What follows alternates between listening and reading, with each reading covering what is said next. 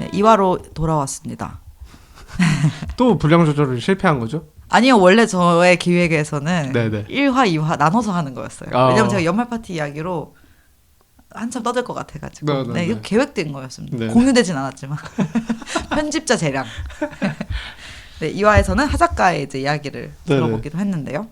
저도 뭐 연말이 되니까 뭐 이런저런 생각들을 많이 하죠. 그러니까 연말이 된다는 건 올 한 해를 정리하기도 하는데 내년을 좀 준비하는 느낌도 조금씩 이제 찾아오는 거죠. 네. 내년에 사실 전 원래 어릴 때부터 새해를 별로 그렇게 대단하게 안 봤거든요. 네.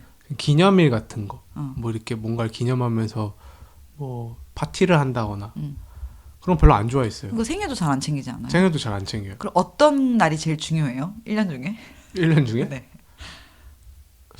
거의 없어요. 그러니까 뭐 이렇게 어떤 날을 중요하게 생각해 본 적이 많지 않은데 예를 들면 생일도 제가 90년 11월 16일생인데 네. 양력으로 아, 이렇게 생일이 중요하지 않지만 네. 생일을 다 모두에게 알리는 건 중요하네요. 근데 내 생일을 축하해 주려고 뭔가를 하거나 하면 내 생일은 1990년 11월 16일이지 2024년 11월 16일이 아니다. 지독해. 굳이. 이런 얘기를 하지만 네. 나이가 좀 들면서 사람들이 지금 서가수 얘기 들으면서 그렇게 어떤 순간들을 기념하고 축하하고 뭔가 그 순간에 뭔가 함께하는 사람들이랑 기억하기 위해서 시간을 만들어내는 것 자체가 좋은 것 같더라고요. 그런 것들에 조금 뭐 마음이 생긴다랄까? 그래서 뭐 근데 저도 생일은 별로 안 챙겨요. 왜냐면 생일 선물을 받으면 생일 선물 줘야 되잖아요. 뭐 부담스러워. 그게 좀 귀찮아서 차라리 다른 날을 예를 들면 동지.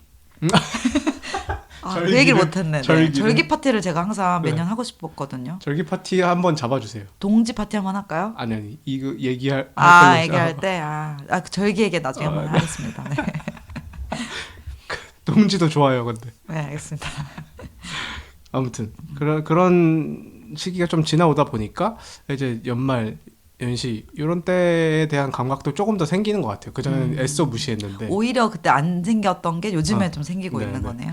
그래서 이제 2024년도 끝나가고 2025년 시작되고 그럼 새로운 2025년을 기념하거나 뭔가 새롭게 시작할 만한 게 뭐가 있을까 생각을 하다가 제가 이번 겨울에 에세이 수업도 들었고 그 수업이 끝나기도 했고 그러면 계속 쓰기 위한 뭔가를 만들어야겠다. 그래서 에세이 수업 얘기 궁금했어요. 어떻게 마무리됐는지, 마지막 수업 어땠는지. 뭐 그 마지막 수업은 그 선생님이 뭐 맥주라도 한잔 할까요? 뭐 이런 얘기를 미리 하셔가지고 그래서 합평을 조금 빠르게 마지막 그 각자 쓴 작품들을 한번 퇴고하는 시간이 있었거든요. 한번 퇴고해서 그걸 빠르게 합평하고 근처 맥주집에 갔죠. 신촌에서 했었는데 맥주집 가서 뭐 도론도론 얘기하고 한 번도 사적으로 얘기한 사람이 없었던 사람들이에요. 8주간 글만 보고 합평만 하고 헤어지는. 오히려 되게 너무 서로에 대해서 궁금할 것 같은데. 맞아요. 그냥 많이 가깝게 느끼면서 궁금해지는. 그래서 집에 못 가겠는데요? 빨리 갔어요, 근데. 왜요? 뭐 이렇게 다들 뭐 직장인들이시고 평일이었어가지고. 아쉬워. 내가 다 아쉽다. 근데 뭐 어찌 됐건 뭐 이런저런 얘기도 나누고 글을 합평할 때 그리고 그 사람이 쓴 글을 볼 때와는 다르게 그런 어떤 사적인 대화를 통해서 이 사람 캐릭터가 느껴지기도 하잖아요. 실제로 글의 화자랑 이 작가의 캐릭터는 다른 것 같아요. 많이.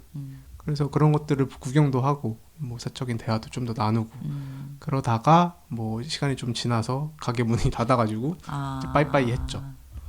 그래서 뭐 잘 마무리하고 좋았어요. 저는 8주간 제 이야기를 하는 거 글로써 하는 것들을 뭐 경험했다. 원래 잘 못했는데 언제나 제가 소설 쓰고 희곡을 쓰지만 에세이만큼 제가 참 쓰기 어렵다라고 생각하고 있었거든요. 항상.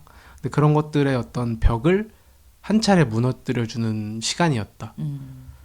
그래서 제가 에세이를 좀 본격적으로 써볼 수 있는 어떤 동기가 됐던 것 같아요. 그 수업이. 네.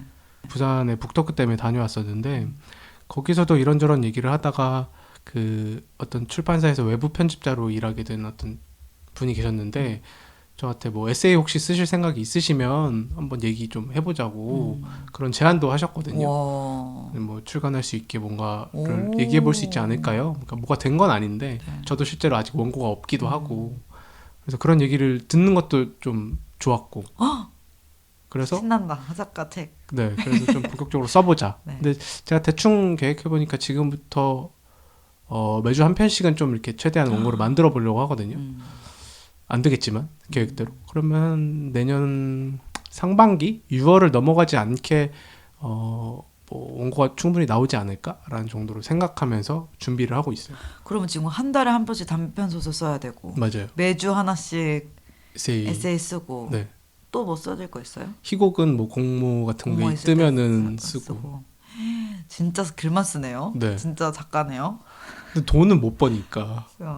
열심히 하세요. 더 열심히 쓰세요. 네. 아무튼 그래서 어떤 에세이를 만들어 볼까. 그게 언제나 어렵잖아요. 그게 사람들이 자기 얘기를 글로 쓰고 그걸 심지어 책으로 엮어낸다고 하면 도대체 무슨 얘기를 써야 하나. 저도 궁리를 많이 했어요. 이런저런 네. 고민을 많이 했는데 뭐 서가수는 좀 알겠지만 제 삶의 궤적에서 그 장소들이 엄청 중요했었어요. 제가 경기도 김포 출신인데 제가 군 생활을 제주도에서 했고 군 생활 이후에 호주에서 한 10개월 정도 워홀 생활을 하다가 한국 와서 수도권에서 있다가 창업을 제가 김포에서 다시 했다가 남해까지 이동해서 남해에서 한 6년 살고 다시 서울로 올라왔거든요. 네. 그러니까 이 긴 어떤 이동, 어떤 이 궤적들을 한번 정리하고 싶다는 생각이 들었어요. 저는 항상 뭘 하고 실행하고 움직였지 가만히 멈춰서서 지난 시간을 다시 반추하는 그런 시간은 저한테 별로 없었던 것 같거든요. 네. 근데 이 에세이가 그러겠다라는 생각이 들었어요. 실제로 소설과 희곡도 뭔가 계속 치고 나가는 느낌이거든요. 그러게요. 계속 뭔가를 하나 달성하고 뭘 해나가는 느낌인데 뭐 에세이도 그런 느낌이 없지 않아 있긴 하지만 그래도 제 과거를 계속 들여다보게 되는 시간들이 생겨서 이 시간들을 좀 한번 싹 엮어내고 한번 쉬어가는 그런 책으로 만들었으면 좋겠다라는 네. 생각이 들어서 제가 키워드를 몇 가지 뽑아서 이 책을 기획을 하고 있어요. 오. 그러니까 아예 정말 이걸 책 단위로 상상하면서 에세이 작업을 돌입을 하고 있는 거네요. 맞아요. 그게 에세이스트마다 좀 다른 것 같던데 저는 그래도 틀을 좀 좋네요, 흐릿하게나마 그런 방식을. 좀 잡아놓으면 좋지 않을까 해서 내 삶의 이 수많은 이동과 제가 2009년부터 2024년 지금까지 요 시간들을 어떻게 잘 정리할 수 있지 어떤 키워드 그런 고민을 했는데 제가 그런 얘기 뭐 종종 듣는데 이건 좀 딴 얘기긴 한데 네. 제가 어떤 사안 논쟁이 될 만한 어떤 사안에 반대하는 게 익숙해요. 그러니까 누가 어떤 주장을 하거나 이런 거 아니야라고 하면 이렇지 않아? 라는 얘기를 하작가랑 놀다 보면은 하작가한테 아니라는 말을 금지해 보자. 그래서 제가 아무 말도 못할 거다. 무슨 말만 하면 아니라고 이제 시작을 하는 사람이죠. 맞아요. 네. 근데 그게 좀 묘하게 만약에 뭐 정치적이라고 하면 정치적 이슈라고 하면 어떤 진보적 혹은 좌파적 사상의 어떤 기반한 어떤 말에 우파적으로 제가 반대를 하고 어떤 더 우파적인 어떤 보수적인 생각을 하면 좀 더 진보적인 입장에서 제가 반대를 하는 거예요. 그러니까 이랬다가 저랬다가 하는 거죠, 제가. 네. 근데 이 특성이 나는 신념이 없구나 라는 생각을 했던 것 같아요. 그러니까 제가 지금 글을 쓰고 뭔가 그 이전에 지역살이를 하고 지역살이도 사실 6년간이나 했고 제가 28살에 내려갔으니까 29인가? 아무튼 굉장히 일찍이 귀촌을 한 거죠. 그리고 그 전에 뭐 독립서점을 창업을 했던 기억도 있고 막 그런 것들이 누가 보기엔 엄청 뭐 용기가 있는 어떤 행동이지 않을까? 약간 그렇게 보기도 하거든요. 종종 네. 인터뷰도 하니까 네. 대단하시다. 그런 척 해줘야죠. 네네 그런 것도 조금 하죠. 근데 사실은 뭐 대단한 신념이 있어서가 아니라 무언가에 쫓기듯 그냥 감정적인 어떤 즉흥적인 선택을 했다고 보거든요. 저는. 그래서 이 신념이 없다라는 어떤 신념 없는 삶이라는 가제로 제가 에세이를 쓰려고 하고 있고 타이틀 너무 좋은데요. 그 한 챕터로 감정에는 신념이 없다라는 문장을 하나 썼어요. 문구를. 네. 그러니까 제가 그동안 계속 뭔가 돌아다니고 뭔가 일을 하고 하는 그런 과정에서 감정적인 선택이 있었지 신념을 기반으로 제가 뭐 그런 생각을 하지 않았다라는 거죠.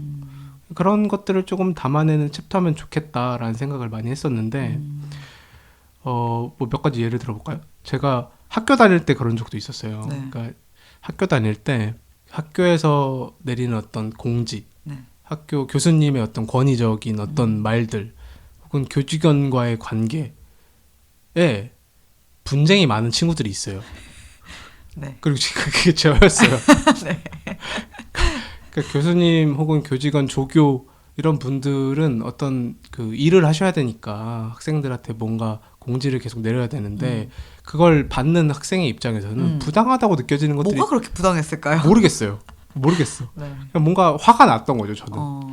그래서 막 싸우기를 제가 대판 많이 싸웠어요. 교수님들이랑도 막 고성을 지르면서 싸우기도 진짜? 하고 학생들 다 보고 있는데 교수님 얼마나 민망하셨겠어요. 진짜 이 왜 그랬어요? 새파란 이 애가 주변에 애들도 많은데 어. 나한테 따박따박 대들고 소리 지르고 막 그러고 있으니까 얼마나 짜증 났겠어 교수님 입장에서. 근데 제가 그랬던 거예요. 그 교직원이랑 뭐 학생처 가서 뭐 상담 받아 장학금 얘기를 해야 돼. 근데 교직원 태도가 막 학생 주인인데 학교에. 거의 진짜 그 악성 민원인이었네. 하작가 과거 악성 민원인. 학생은 그냥 학교의 주인인데 당연히 돈 받고 오지. 난 돈 내고 다니는데. 정말 문제가 많았죠. 반성해요 많이. 그럼 이제 막 싸움이 일어나는 거죠. 이런 태도로 교직원을 대하는데 어떻게 좋게 얘기를 하겠어요. 안 좋지. 네. 교직원도 참 어이가 없었을 거예요. 저를 보면서. 그러니까 많이 싸웠어요 제가. 근데 그런 것들을 주변의 학생들이 참 좋아해주는 애들이 있었어요. 그 뭔지 알잖아요. 네네. 대신 뭔가 해주니까 감정적 해소를 해준다거나 막 똑같이 뭔가 짜증남을 느꼈는데 자기는 저렇게 못하는데 저 사람은 저렇게 하네. 그러면 뭔가 약간 응원 비스무리한 걸 하는 거예요. 학생을 위해서 뭔가 나서는 것 같은 그런 느낌. 근데 저는 그냥 화가 난 거예요. 그냥 화가 내고 싶었던 것뿐인데. 뭐 화가 내고 싶은 거야. 그냥 짜증나고 뭐 짐을 옮기라고? 학생이 뭐 일꾼이야? 막 약간 이런 생각이 드는 거죠. 장학금 뭐 어쩌고저쩌고 하면서 내 책임이라고? 으씨, 이거 알아서 교직원 해줘야 되는 거 아니야? 막 이런 것들. 좀 짜증이 나니까 막 그런 걸 분출했는데 미숙하게. 근데 그런 것들을 당시에도 굉장히 뭔가 용기 있는 학생처럼 보게 되는 시선이 있는 거죠. 그리고 어떤 교수님들도 좀 제가 좀 깨어있는 앤가? 라고 보는 시선들도 있는 거예요. 그냥 교수님들 사이 정치적 관계도 있잖아요. 네네. 교수님끼리도 저 교수님을 싫어하는데 그거를 얘가 대신해주고 있으니까 뭐 그런 것들이 작용을 하는 거죠. 이 감정적인 어떤 분출의 현상을 그런 식으로 해석하는 사람들이 있었던 거예요. 근데 저는 그게 아닌데 이런 지점들을 좀 에세이로 쓰고 싶다는 생각이 들었었어요. 네. 그러니까 내가 가지고 있는 철학도 빈약하고 없고 신념도 없는데 마치 그렇게 비평해내는 사람들과의 어떤 괴리 그런 것들을 내 에세이에서 경험적으로 뭔가 풀어내면 비슷한 사람이 있지 않을까? 뭐 자기는 어떤 대단한 신념이 있는 게 아닌데 그리고 어떤 사람들은 어떤 이 사회는 그런 것들을 강요하기도 하는 것 같아요. 뭔가 생각이 없어 보이면 안 될 것 같고 뭔가 아무튼 그런 예들도 있었고 너무 재밌어요. 예를 들면 남해에 내려갈 때도 그래요. 아. 제가 남해 내려간 배경이 한 다큐멘터리 감독님의 제안으로 서울에서 이렇게 일하는 청년들이 모여가지고 같이 남해로 여행 가는 그런 걸 찍었던 거거든요. 거기에 참여하게 된 거죠. 네. 저랑 다른 뭐 서울에서의 청년들이 그 제목이 뭐였죠? 도망치는 것은 비겁하지만 도움이 된다라는 다큐멘터리예요. 네. 여기에 제가 참여를 하게 됐고 거기에 나가면서 이제 남해 여행을 시작했는데 다 서울에서 모인 청년들이 다들 서울살이에 지쳐 있는 거예요. 지쳐 있고 서울에서의 어떤 문제, 이 노동 환경, 청년들의 어떤 주거 문제, 그런 것들에 진저리가 난 사람들이 많이 있었던 거죠. 네. 그러면서 그런 사람들이 남해로 여행 가는 걸 찍으면서 계속 대화들을 하잖아요. 그러면 다들 남해를 좋아하는 이유가 서울과 대비돼서 좋아하는 어떤 측면이 있는 거예요. 혹은 지역에서의 어떤 삶을 상상하고 뭔가 우리가 시도하는 게 이 사회 전반의 어떤 뭐 운동처럼 느껴지기도 하는 거죠. 사회운동처럼 약간 느껴지기도 하는 어떤 언어들이 나타나는 거죠. 그 이 배경 중에 하나는 또 사회학도 친구들이 몇 명 있어서 였기도 했어요. 네. 제가 좋아하기도 하고 사회학도 친구들과 대화하고 하면 뭔가 배우는 게 생기는 것 같잖아요. 멋있다. 네. 근데 저는 그렇지가 않았던 거죠 당시에. 나는 서울 좋은데 남해도 좋네. 약간 그런 느낌인 거죠. 그리고 서울을 떠나고 싶다보다는 남해 한번 머물러 보고 싶다라는 생각이 강렬하게 저한테 있었고 그래서 굉장히 즉흥적으로 제가 당시에 회사를 다니고 있다가 어떤 이유로 그만두고 이제 서울에 있을 이유가 별로 없었던 거죠. 저한테는. 그래서 남해로 가서 지내보자 해서 월세집을 그냥 구했어요. 월세집을 하나 구하고 이제 서울에 있던 다른 친구들은 별장처럼 쓴 거죠. 네. 그게 그게 그 바닷가 앞에 송고집 맞아요. 2018년 3월에 제가 남해로 이주를 하게 된 거죠. 네. 그래서 굉장히 즉흥적이고 감정적이고 뭐 가벼운 선택이었다고도 봐요. 근데 막상 내려가니까 사람들이 이 대단하다. 젊은 나이에 시선이 달라지네. 그 남해 지역신문 기자랑 네. 남해 군청 공무원들이 막 집에 찾아왔어요. 어떻게 알았는지 대박이다. 찾아와서 인터뷰를 하기도 하고 네. 서울에서 이 청년들이 내려와서 이제 뭐 이 지역을 위해서 뭔가를 해볼 수 있는 어떤 그런 활력이 되기도 진짜 하니까. 인구 소멸이 심각한가 봐요. 그렇게 한 명 이주 그러니까요. 왔는데도 막 와요. 그리고 당시에는 귀농귀촌 뭐 그런 그 무리들이 있긴 했지만 지금처럼 뭔가 지역에 대한 지역 콘텐츠가 활발하게 막 있던 때는 아니었거든요. 그래서 더 주목을 받았던 것 같기도 하고 반가워하셨던 거죠. 네. 마을 분들도 그렇고 지역 분들이 다 반가워하시고 그리고 그러면서 지방소멸 이슈도 제가 좀 접하게 되고 그런 사회 문제. 근데 그런 얘기를 들으면 들을수록 나랑은 아무 상관없는 것 같은 느낌을 저는 받는 거죠. 나는 별로 그런 사람이 아니고 그런 걸 그게 엄청나게 중요하게 생각하는 사람은 아닌데 네.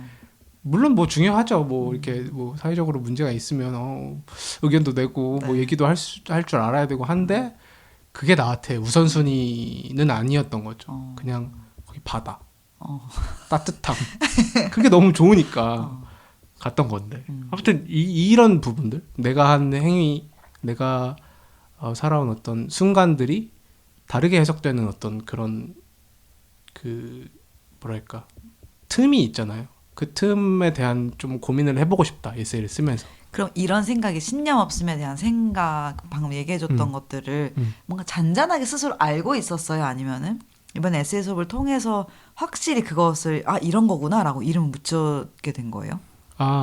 그 감각으로는 알고 있었는데 언어적으로 제가 규정하려고 시도했던 적이 없었어요. 그냥 이렇게 그때그때 경험적으로 내가 나는 그런 거 별로 안 좋아해. 뭐 이런 언어 정도로 그냥 행동 정도로 제가 반응하지 이거를 에세이로 쓰기 위해서 어떤 키워드가 있을까 그런 고민을 해본 적은 별로 없었는데 이번에 생각해보니까 나는 별다른 신념 없이 그냥 살아온 거 아닐까라는 걸로 좀 묶어보려고 했던 거죠.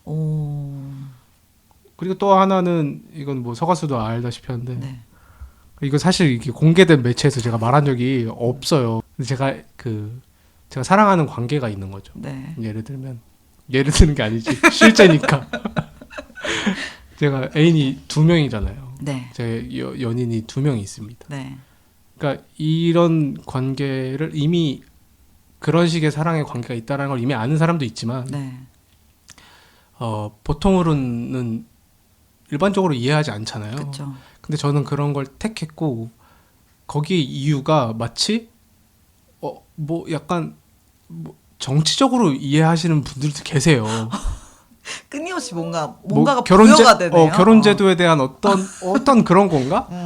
혹은 폴리아모리라는 말도 있듯이 그런 어떤 새로운 사랑을 뭐 그게 우리 사회 혹은 우리 인간 존재의 어떤 더 이로운 뭔가라고 말하는 사람들이 있단 말이에요. 그럴 수도 있겠죠. 네. 근데 저는 그래서 그런 게 아니거든요. 네. 난 결혼도 좋은 제도고 결혼 멋진 일이죠. 대단한 선택이고. 근데 내가 그냥 안 하고 싶은 거고 사랑의 다양한 관계의 형태가 있다. 네.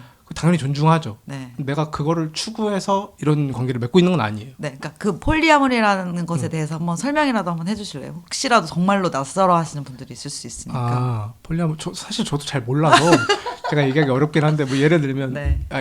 자꾸 예를 들면이라는 말을 계속 쓰네. 내가 아닌 척하려고 하는 건가? 그 비독점적 연애라고 번역하는 것 같더라고요. 네. 다자연애라고 번역하기도 하는데 비독점적 연애가 더 관계가 더 적합하다 뭐 그런 글도 봤던 것 같고 모노가미 그러니까 1대1 관계 보통 일반적으로 우리가 현대 사회에서 사람들이 맺는 관계가 연애를 한다든지 결혼을 한다든지 근데 폴리아모리 다자연애나 비독점적 연애는 내가 이 사람을 독점하지 않는다라는 어떤 그 태도가 들어가는 거죠. 그거 뭐 태도라고 해야 돼? 뭐 약간 그런 게 들어가서 내가 이 사람을 만나면서 약간 오픈 릴레이션십과 비슷할 수도 있는데 이 사람을 만나면서 다른 사람을 만날 수도 있고 내가 만나는 사람이 또 다른 사람을 만날 수도 있는 뭐 어떤 형태가 다양한 것 같아요. 다자로 연애를 하고 네. 누군가를 독점하지 않겠다라는 어떤 태도가 들어간 관계를 폴리아모리라고 말하는 것 같아요. 네. 저 정확하진 않습니다. 자세히 아시는 분이 네. 댓글 달아주시면 좋을 것 같아요. 찾아보세요. 그래서 제가 한 지금 8년 조금 지나게 만나고 있는 친구가 한 명 있고 2년 그 넘게 만나고 있는 친구가 말을 제가 좀 더듬네요. 넘고 있는 친구가 있어요. 합쳐서 10년. 좋다. 합쳐서 10년. 아무튼 그런 관계가 있고 뭐 지금 유지하고 있는 거죠. 그리고 8년 만난 친구는 또 다른 네. 연애 상대가 있어요. 저 네. 말고. 그러니까 뭐 이렇게 4명이 엮여 있는 거기는 한데 네. 이런 어떤 사랑의 관계 또 뭐 대단한 제가 철학과 신념과 뭐 그런 어떤 의식이 있어서 한 게 아니라 그러니까 어떤 사랑하는 모습 내가 누군가를 좋아할 때 그냥 뭐 그렇잖아요. 내가 누굴 좋아해. 그리고 만나고 있어. 근데 다른 사람이 좋아지기도 하잖아요. 이럴 때의 감정을 제가 어릴 때 느꼈던 거죠. 어릴 때는 이 사람을 만나고 있는데 저 사람한테 호감을 느껴. 그럼 보통 우리가 상식적인 선에서 이해하는 건 순간적인 감정이다. 혹은 너가 이 사람이 그렇게 좋으면 이 사람과 헤어지고 이 사람을 만나라.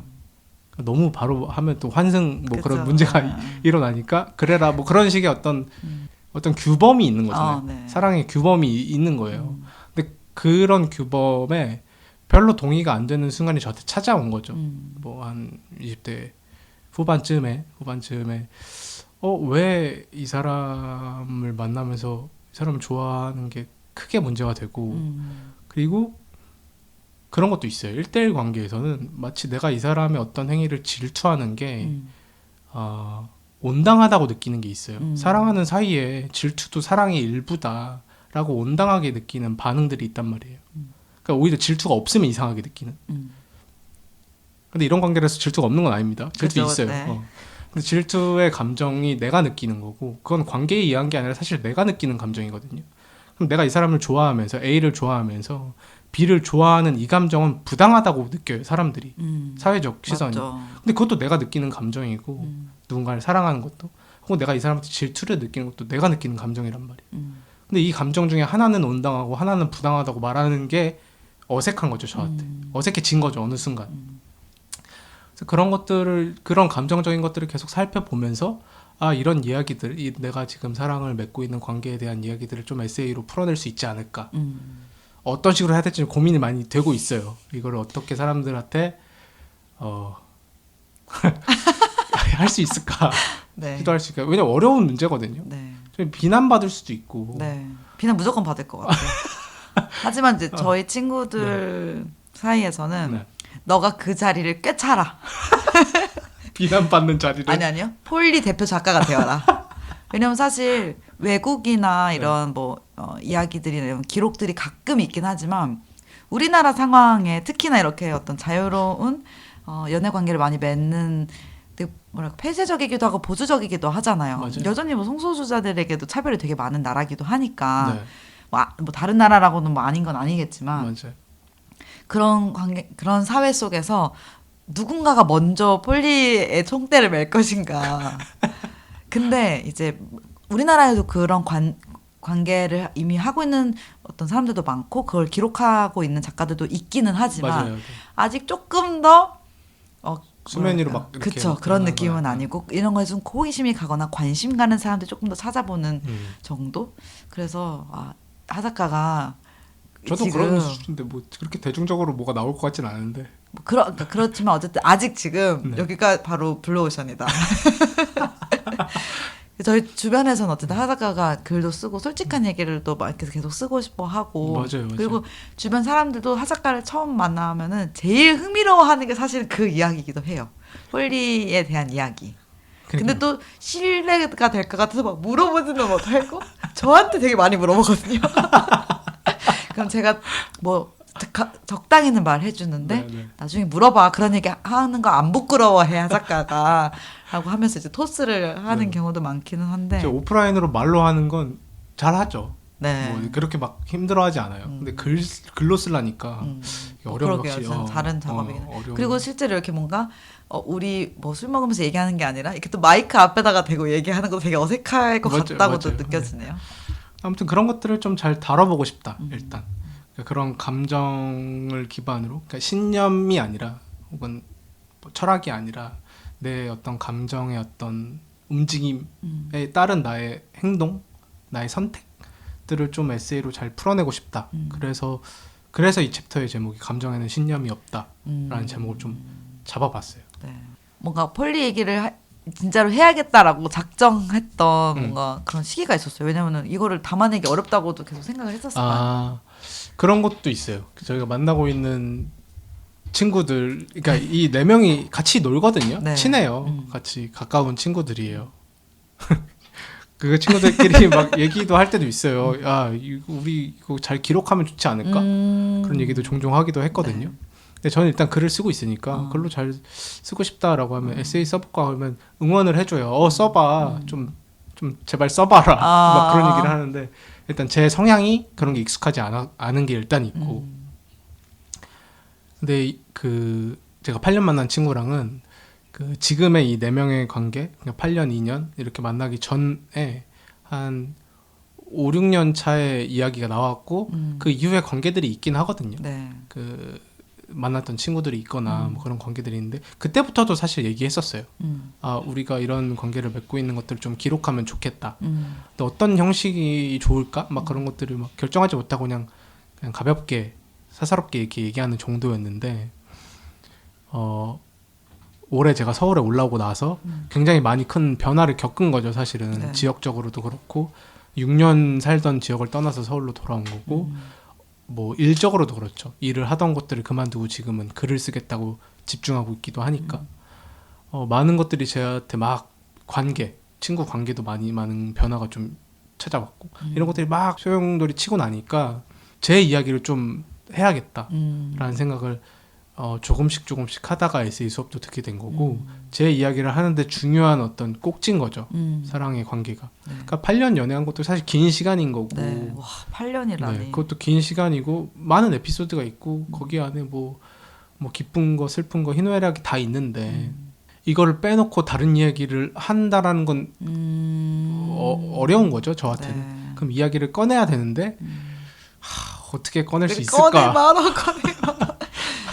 어떻게 꺼낼 수 있을까? 약간 그런 고민을 하다가 일단은 에세이를 써볼까? 뭐 그런 생각을 하게 된 것 같아요. 그러니까 뭐 연애 관계나 어떤 사람도 너무 다양한 것처럼 폴리라는 관계도 어떻게 명하고 어떻게 합의 보내냐에 따라서 관계가 또 정말 천차만별 다를 수도 있잖아요. 너무 다를 거라고 그리고 봐요. 하작가가 하고 있는 지금 어떤 네 명이 엮여져 있는 이 되게 관계가 또 정말 새로운 케이스이기도 하고 주변에서도 뭐 건너 관심 있는 사람들도 사실 한국적인 케이스? 그러니까 전 되게 케이스 스터디로서도 되게 중요한 사료가 될 수 있다고도 생각하기 때문에 이거를 꼭 잘 남겨봤으면 좋겠다라는 생각이 좀 들고요. 그래요. 에세이 수업 들을 때도 이 이야기로만 책 한 권 나올 수 있지 않겠어요? 막 그런 얘기들 해요. 네.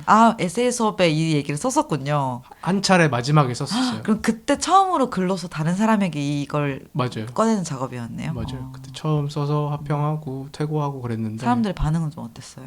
처음에 쓰고 나 수업을 갔을 거 아니에요. 사전에 공유를 하거든요. 글을 사전에 공유하고 이제 현장에 가서 합평을 하는데 조용한 거예요. 사람들이. 민망하죠. 사실 민망하고. 근데 선생님이 이게 다 읽어보고 제 차례 됐을 때 오늘의 문제작 한번 합평해보자고. 문제작이긴 했구나. 근데 다들 재밌게 읽으신 것 같아요. 재밌게 읽고 너무 궁금하다고.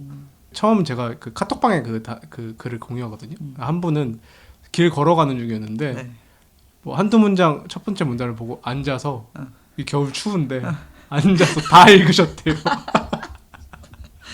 그 글 궁금하다. 그걸 먼저 프런치 올려주면 안 돼요? 퇴고가 좀 필요해서 선생님도 좋아해 주셨어요. 이 도입 미쳤다고. 도입 뭐였어요? 첫 문장 뭐 이런 거 있었어요? 아까 얘기한 건가요? 사람들이 뭐 여자친구 있냐고 물어보면 어떻게 대답해야 되나 고민이 된다. 네. 8년, 2년 합쳐서 10년이라고 해야 될까? 그런 식으로 시작했구나. 약간 재밌다. 그런 시작의 글이었는데 이게 뭔가 더 듣고 싶다. 앞으로 차차 이제 하사카의 나오겠죠. 작업을 뭐. 네, 기다리면서. 그리고 한 챕터로 더 구성해 본 게 있는데 네. 선택의 무게는 가볍다라는 어. 문구예요.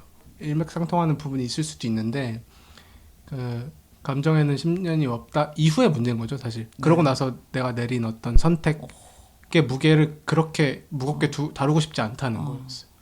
그 제가 뭐랄까, 사람들도 보통 그래요. 어떤 선택이 가져올 결과, 어떤 선택 이후를 보통 두려워하거나 그리고 그 선택이 굉장히 중요하게 생각하는 경향들이 있는 것 같은데 그렇죠. 저는 별로 안 그러려고 했던 것 같아요.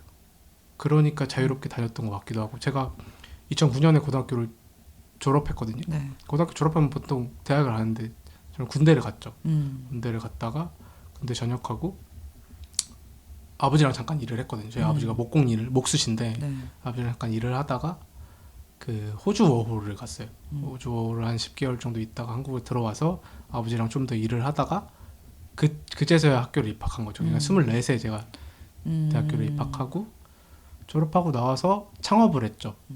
그 서점을 잠깐 했는데 네. 잠깐 하다가 말아먹고 취업을 했다가 남해까지 간 거예요. 그래서 남해에서 6년간 이리저리 동료들과 일을 하다가 이제 서울에 왔으니까. 그래서 이게 말로 하면 굉장히 가벼운데 어떻게 보면 그 순간순간들이 다 선택의 어떤 결과들인 거잖아요. 그리고 그 선택을 내렸던 그 당시를 지금 돌아보면 굉장히 삶에 뭐 뒤집히는 어떤 결과를 만들어내는 선택들이었는데 무겁지 않게 다루니까 그런 것들을 다 했던 것 같아요. 그걸 다 하고 나니까 내가 지금 앞으로 해야 될 어떤 선택들도 그렇게 무겁게 다루지 않아도 되겠다. 마치 엄청 중요할 것 같은데 지나고 나면 어떤 삶에 그냥 하나의 점들이 만들어지고 궤적이 만들어지는 거라서 너무 무겁게 이걸 안 다뤄도 되지 않을까? 그러면 그 선택하는 당시에는 어떤 두려움이나 걱정 같은 게 없어요? 당연히 있죠. 그러니까 있는데도 덜어내려고 그러니까 왜냐면 그 동안의 선택들이 지금의 하작가를 이렇게 했잖아요, 어쨌든. 그리고 큰 결정과 작은 결정, 수많은 결정을 지나왔을 텐데 네. 결국에 선택의 무게를 가볍다라는 그 키워드를 정한 데에서는 네. 앞으로 더 가볍게 선택을 하고 싶다? 일까요? 아니면 뭔가 이게 두 가지가 뉘앙스가 다른데 선택의 무게를 가볍게 하고 싶다라는 것보단 무겁지 않게 하겠다에 대한 의지가 더 많아요. 뉘앙스가 조금 다르죠. 역시 작가다. 그러니까 뭐 제가 좋아하는 어릴 때부터 좋아했던 말이 좀 진지하고 싶지만 심각하고 싶지 않다는 거거든요. 이것도 누게 단어의 뉘앙스가 좀 다르잖아요. 난 진지하게 사실 내 삶을 살고 있는 거예요. 안 그렇게 보일 수도 있어요. 누군가의 눈앞엔. 누군가의 시선에서는 제가 별로 진지한 사람이 아닐 수도 있는데 저는 진지하게 대하거든요. 근데 다만 그 무게에 짓눌려서 심각해지고 싶지는 않은 거죠. 그러니까 이 말을 제가 어릴 때부터 좋아했는데 이런 문구를 어디서 들은지 기억은 안 나지만 그렇게 생각하다 보니까 그렇게 대했던 것 같아요. 항상 그 순간에 말한 대로 선택의 순간에 내가 지금 어떻게 해야 되지? 그런 고민이 들 때 무겁죠. 당연히 무겁고 어렵고 두렵고 어떻게 해야 되지라는 고민도 많이 되고 그걸로 인해서 뭔가 제 기분이나 뭐 그런 것들이 굉장히 낮아지고 다운되기도 하고 근데 그럴 때마저도 진지하게 내가 이 선택을 고민하긴 하지만 너무 심각하게 다루지 말자라는 다짐들을 했던 것 같아요. 그리고 그 결과가 지금까지 왔던 것 같고 앞으로도 그러고 싶다. 앞으로도 너무 심각하게 살지 말아야지. 그래서 제가 웃긴 걸 좋아해요. 그러니까 웃긴 걸 좋아한다는 건 웃기지 않을 상황에서도 웃는 사람이 됐는데 조커 같네요. 네, 그래서 사실 문제가 많을 때도 있어요. 이게, 그래요? 그러니까 예를 들면 이렇게 웃을 상황이 아닌데 웃네. 라는 시선을 받을 때도 있잖아요. 제가. 진짜 조커네. 그러니까 그게 막 유쾌해서가 아니라 노홍철이 하는 말이 있잖아요. 행복해서 웃은 게 아니라 웃어서 행복해진다고. 그러니까 그렇게 해야 여유가 생기는 것 같은 거예요. 그래서 제가 어릴 때 학교 선생님이 그런 얘기도 했거든요. 대강철저히라는 말도. 그래서 대강철저히라는 말 아세요? 아니요. 뭐 대충 대강 한 철저는 해라. 맞아요. 말도 안 되는 모순되는 말인데 합쳐놓고 그렇게 하라는 그 느낌이 있잖아요. 그게 뭐 논리적이진 않을 수도 있지만 그 모순될 수 있지만 모순일 수 있지만 저는 그 느낌을 좋아하거든요. 대강대강 하는데 철저하게 하는 걸 좋아해요. 그리고 진지하지만 심각한 건 싫어해요. 그러니까 약간 이 미묘한 어떤 감정, 어떤 정서의 그 줄타기를 제가 즐기는 거예요. 그걸 중요하게 생각하고. 그래서 뭐 일을 할 때도 뭐 좋지 않은 습관인데 열심히 해요. 준비를 해. 근데 어느 순간 이게 완벽하지 않을 수 있다라는 걸 빠르게 인정해요. 네. 그래서 대충 해요. 이게 그게 약간 완벽주의자들이 그렇다던데. 뭐 어떻게 해요? 오히려 이게 완벽하게 할 수 없으니까 어. 안 하거나 늦거나 미루거나 아니. 그런 것도 안 하거나 늦거나 미루는 게 아니라 대충 하는 한다는 거잖아요. 거예요. 그러니까 그게 대충 한다는 게 그거에 속해 있을 수 있지 않을까요? 대충 하니까 안 하는 건 안 하는 거잖아요. 미루는 것도 안 하는 거고. 미루는 건 나중에라도 하는 거죠. 아니, 제가 그러거든요. 저도 그러거든요. 저도 대충 하거나 미루거나 안 하거나 뭐 그렇게 하거든요. 저는. 근데 이 대충이라는 게 그러니까 조금 받아들이는 거죠. 내가 이런 걸로 너무 막 고민하고 막 열심히 하고 완벽하게 해야 된다라는 것을 좀 내려놓는 마음. 그러니까 약간 여유를 좀 챙기려고 하는 마음. 그런 것들을 억지로 집어넣는 거죠. 왜냐하면 일을 하면 대부분의 사람들은 잘하고 싶어 하거든요. 네. 뭐 대충 할 일을 이렇게 안 좋게 끝날 일을 누가 좋아하겠어요. 네. 열심히 하고 잘 마무리 짓고 싶어 하지. 근데 그 마음이 다 사람들을 그 푸시하는데 거기서 좀 벗어나려고 하는 마음이 대강대강하자. 근데 철저히 하자. 그러니까 이런 느낌? 이런 스트레스 받는 느낌인데 대강대강 철저히. 철저히는 해야 되잖아. 맞아요. 네. 맞아요. 근데 이게 저는 느낌으로 이렇게 그게 뭔가 오나 봐요. 예를 들면 너무 스트레스 받고 있는 것 같아. 일에. 그러면은 같이 하는 사람들한테도 그만하자. 여기서 끝내. 더 안 해도 돼. 라는 말을 제가 더 먼저 주는 너무 대충 하는 것 같아. 좀 더 하자. 약간 제 기준이 어떤 선이 있나 봐요. 네. 대강철저히에. 네. 사람마다 다 있겠지만 네. 생각보다 남 눈치를 많이 봐요. 오. 그래서 이 사람들 진짜 의외예요. 많이 봐요. 근데 그런 말들을 좋아해요, 제가. 그런 말들을 담아내는 어떤 문구가 어떤 선택의 무게는 가볍다라는 이런 파트로 나눠지지 않을까. 그래서 제가 쓰고 있는 시작할 에세이를 이렇게 두 파트로 나눠서 좀 잘 정리하고 싶다라는 생각을 했었고. 지금 나온 파트는 두 파트인 네, 건가요? 맞아요. 두 파트로 조금 써볼 수 있지 않을까 정도의 계획인데 뭐 네. 계속 바뀔 수 있고 네. 지금 이렇게 말하면서 저도 좀 정리되는 것들이 있기도 하니까 좀 바뀔 것 같기도 하네요. 네. 아무튼 이렇게 쓰고 연말부터 연재하지 않을까? 오. 뭐 약간 그런 생각을 하고 있는데 네. 일정을 좀 보고 연초 1월 그러니까 내년 돼서 시작할 수도 있긴 한데 연말부터를 좀 목표로 두고 있고. 저 신념 얘기가 너무 재밌네요. 네.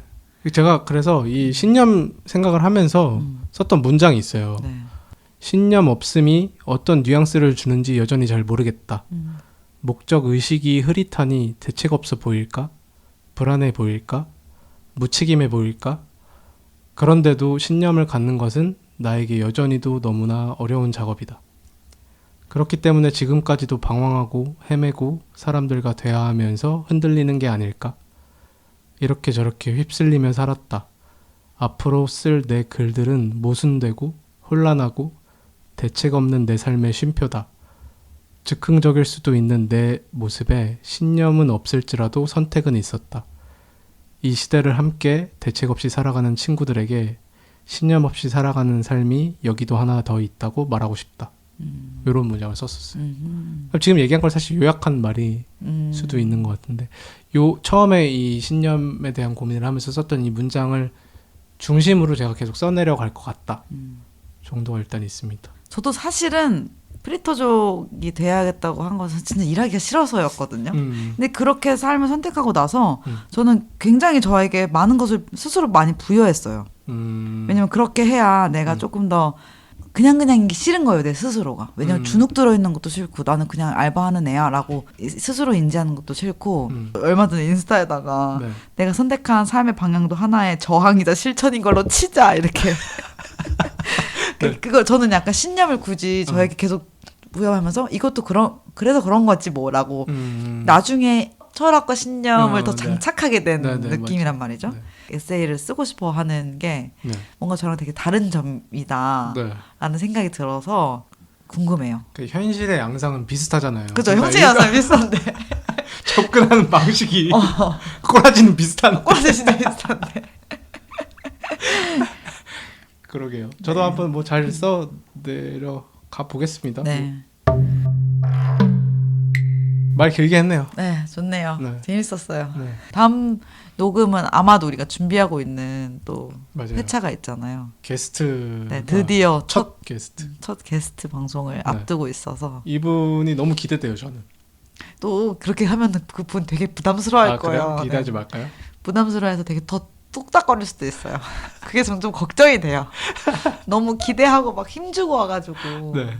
이분의 매력을 발산을 못할까봐. 좀 너무 매력적인 근데 분이고. 뭐 그것도 과정일 수도 있고. 네. 저희랑 같이 있으면 또 나오지 않을까요? 그죠. 네. 자연스럽게 뭐 네. 크리스마스 때 뭐 하세요, 작가는? 이거 녹음하죠. 아, 우리 그날 하기로 했죠, 맞다. 저희는 크리스마스에 또 녹음하는 팟캐스터랍니다. 낮에는 성당에 다녀올까 생각하고 있어요. 오. 그러니까 제가 팟캐스트 하면서 얘기한 적 네, 한 있나요? 두세 번 얘기했습니다. 네네. 그래서 종교를 좀 가져볼까? 드디어. 근데 그렇게까지는 아닌데 일단 이벤트로 네. 의미에 맞게 네. 예수님을 뵈러 네. 성당을 가려고 한다. 아니, 크리스마스랑 새해랑 일주일 차이인 게 저는 되게 묘한 것 같아요. 뭐가요? 몰라, 그냥 묘해요. 같은 요일인 게.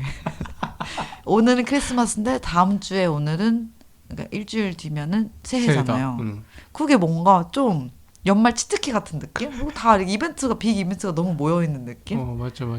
크리스마스 때 뭐 하세요? 이래요. 좋아요. 저는 휴무 날에 그 빨간 날에 일하면 수당이 나오거든요. 좋네요. 그래서 오히려 저는 뭐 명절이나 이럴 때 일하고 싶습니다.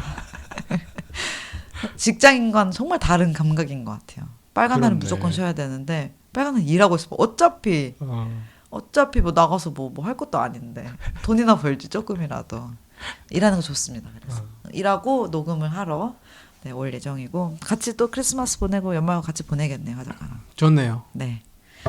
오늘도 긴 시간 그럼 네. 들어주셔서 감사하고요. 편집 수고하세요. 네, 편집 요즘 하는 거 재밌어요, 괜찮아요. 좋네요. 그럼 또 다음 회차에서 만나도록 하겠습니다. 안녕.